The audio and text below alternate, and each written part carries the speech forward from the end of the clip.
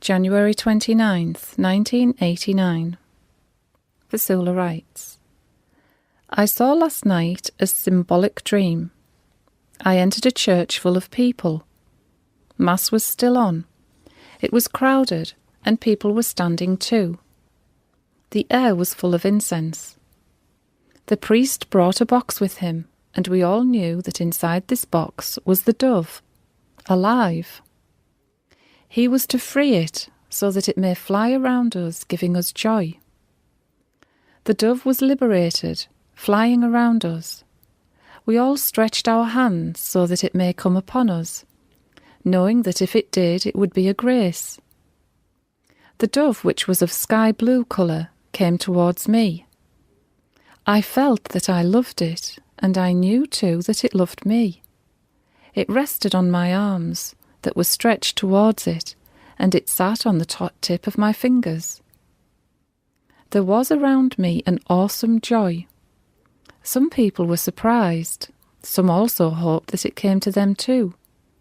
But it flew around again, not stopping. Then once more it rested on my fingers. I took it in my hands carefully and pressed it lovingly on my left cheek near my ear. Hearing the quick heartbeats it had, its heart was throbbing.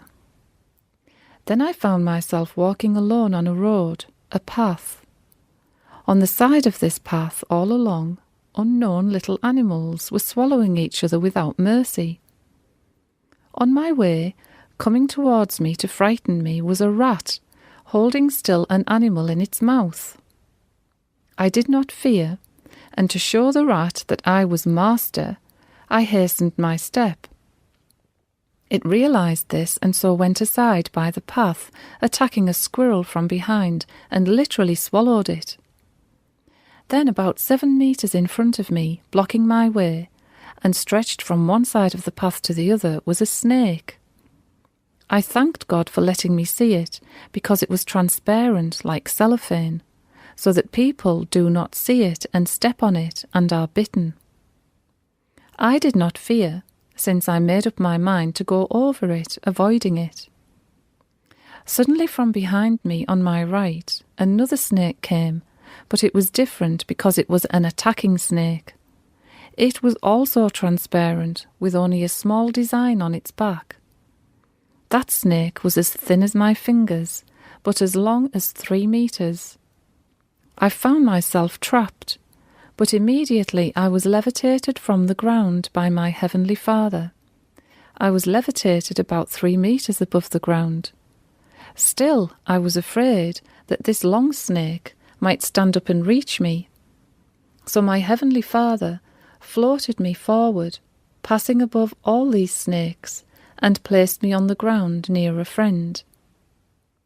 Both of us were standing at the end of the path. There was a wall, a dead-end wall. I turned my head to my right because I heard something. I saw the first snake looking for something. I told my friend who had not seen the snake, "Don't move, stay still." I avoided saying there was a snake, lest out of fear this friend would move. I saw the second snake come too, near the other one. Then the first snake, hungry, attacked the thin one with such ferocity, swallowing it up with an ugly noise. I felt relieved and in peace, knowing that the snake was now only interested in sleep, and thus would leave us alone in peace. The Lord speaks. I will feed you before the very eyes of your persecutors. I will raise you to me, lest they tread upon you. It is I who will pour my dew of righteousness upon you, and no man will I leave to extirpate you, flower. You are guarded by me, and in your own Abba's arms you are hidden. Have no fear. I am near. Love loves you.